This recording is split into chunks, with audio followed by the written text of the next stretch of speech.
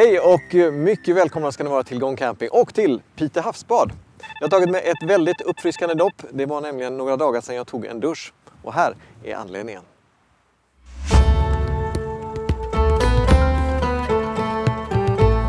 En timma nordväst om Pite havsbad ligger företaget Udda Äventyr. Och här har ägaren Rickard Öhman lovat att ta med mig ut på ett 4-fota äventyr i den orörda vildmarken. Våra vänner på resan heter Rawhide och East. Grabbarna här, de är skolade på västernridning. Och västernridning är en utpräglad form av bruksridning. Alltså jag ska kunna arbeta från hästryggen. Så jag är högerhänt. Jag vill ha min högra hand, min starka hand, fri. Så därför tar jag bägge tyglarna i min vänstra hand. Tittar jag mot dig, pekar på dig. Ja. Jag tittar på Erik, vår kameraman. Pang, så går han dit. Och du skänklar ingenting med fötterna? Nej, men det blir ju per automatik när jag vrider kroppen. De gånger jag har suttit på en häst kan jag räkna på en hand. Ändå så tog det inte många minuter förrän jag kände mig hemma i sadeln och vi kan sätta fart genom landskapet.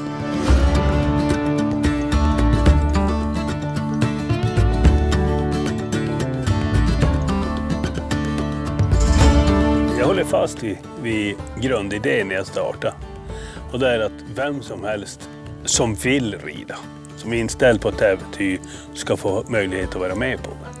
Terrängen det skiftar väldigt snabbt. Det är från sandhedar, sandåsar, väldigt lummig terräng till skarpa berg. Och det gör att ridningen är väldigt varierande. Det går alltså allt från lugna skritter där vi klättrar i berg uppför och nerför till det vi trycker på rätt bra över tallhedar och så vidare.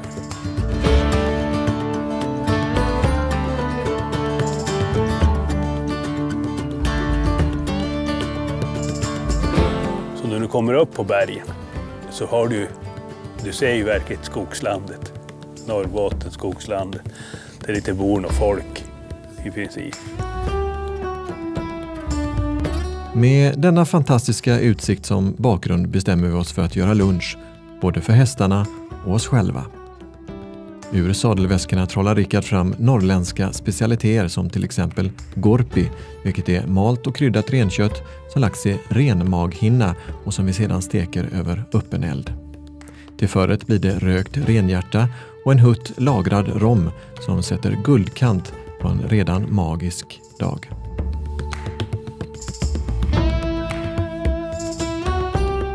Här uppe så känns vardagen med bilköer, stress och en växande mejlkorg väldigt avlägsen. Jag har levt med en flock hästar i snart 30 år. Och jag har hållit på 25 år kommersiellt med hästar. Och min syn på hästar har alltid varit att tryggheten är flocken. Och ha uppsikt, ser vitt omkring sig och så vidare. Det är ett flockdjur. Men de har sett ut så här i 40 miljoner år. Så man kan tänka sig att de är ganska perfekta i sin skapelse, i sin utveckling. Och därför vill jag ordna förhållandena för dem så att det är så likt deras frihet som möjligt. Sen är det ju en belöning att komma in i camp, vilket än vi kommer in i. Att få ta hand om hästarna, utfodra dem, se att de är nöjda, de får gå och rulla i hagen och så vi får gå och sätta oss ner, göra upp eld, kanske få oss en liten skål för dagens ridäventyr och reflektera över vad vi har gjort.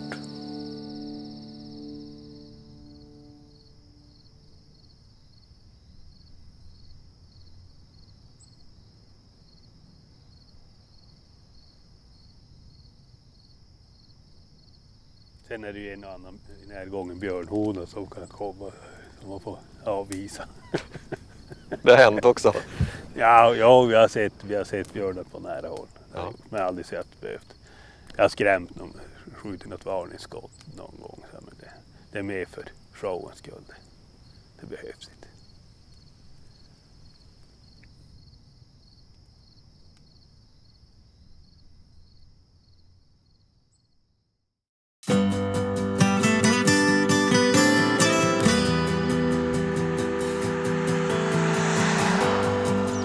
Jag kör vidare ut till kusten och till Pite havsbad, min nya lägerplats. Det här är en camping som har det mesta som kan tänkas behövas för en lyckad semester. Denna 5-stjärniga anläggning är vida känd för sina fantastiska bad och den mjuka sanden för tankarna till tropikerna.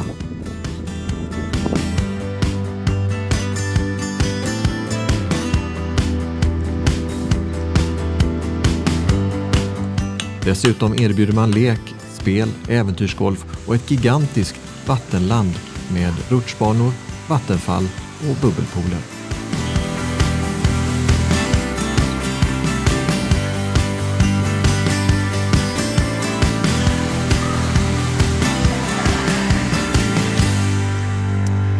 Här vid Pite havsbads vackra strand så tänkte jag att vi ska avnjuta ett fläskfiléspett med chutney och ris. Och allt bygger på en ganska grundläggande marinad. Jag har olivolja, salt, peppar, chili och grillkrydda i. Så tar jag en stor gul lök, hackar den i ganska grova bitar, i med 2-3 vitlöksklyftor och så skär man fläskfilén i lagoma bitar att trä på ett grillspett. Och så får du stå och dra. Min har stått i ungefär 2 timmar, men ni kan gärna lägga på den på morgonen. Och så går ni och badar och när ni kommer tillbaka så tar ni fram den i kylskåpet ungefär 1 timme innan den ska upp på grillen.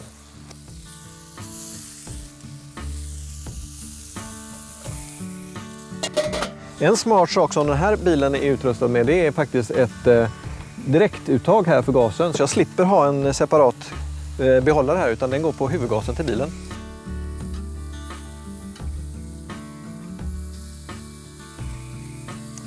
Då har spetten legat på ungefär 10 minuter. Jag tror och hoppas att de är lite rosa inuti och det är dags att pensla dem med lite chutney. Men inte vilken chutney som helst, utan jag har en rabarber- och vitlökschutney. För bara några mil härifrån Pite havsbad så ligger Sveriges enda rabarberi. Det heter Alterheden och där finns massa gott. I butiken så finns det saft, det finns sylt, det finns marmelad och naturligtvis den här chutneyn som vi nu ska pensla på med.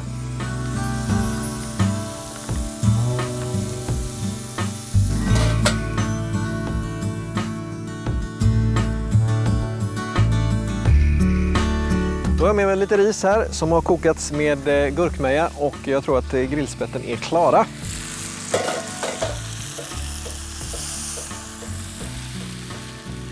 Så, och för att garnera det hela så tänkte jag använda mig av ett granatäpple.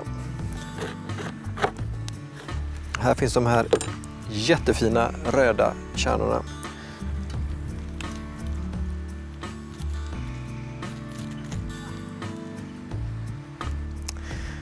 Så, då är rätten klar. Grillspett med chutney och ris.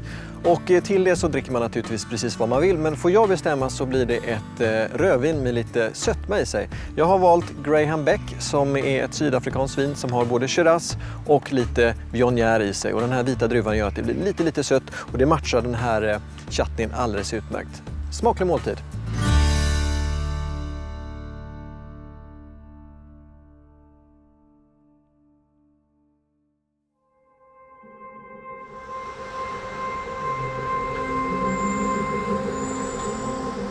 Vi är på väg till en plats som en gång i tiden var Sveriges allra hemligaste.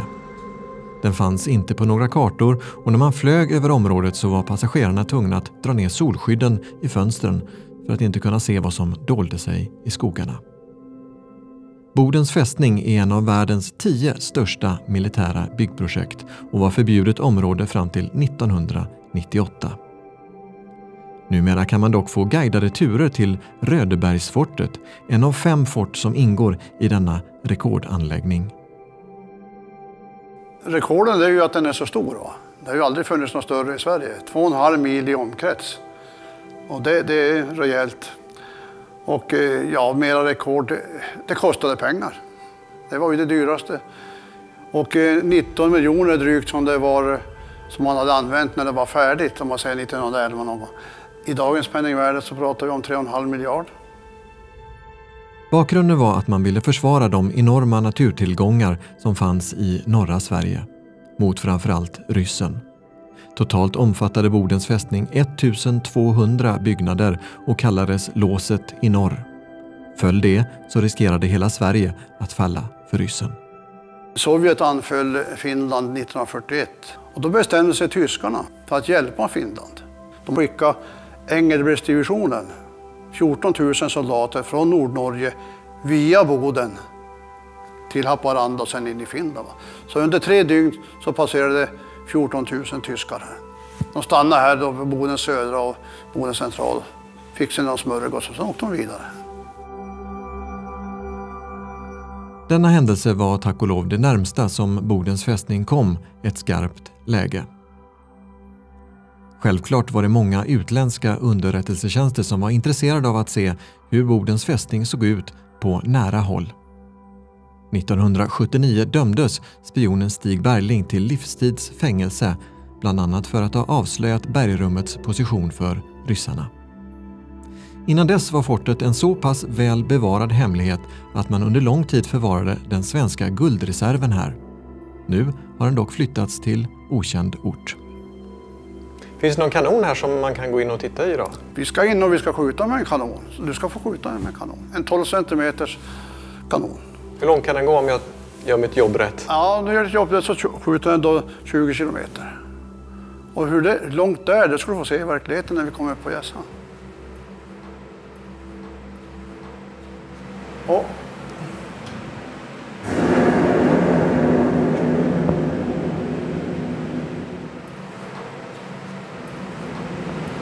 det är du.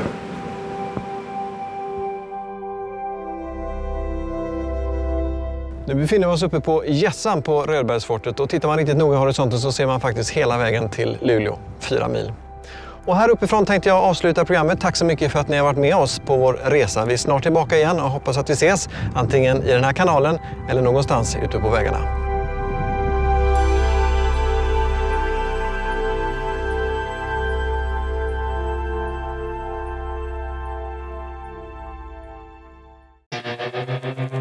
Ridningen arrangerades utav Udda Äventyr.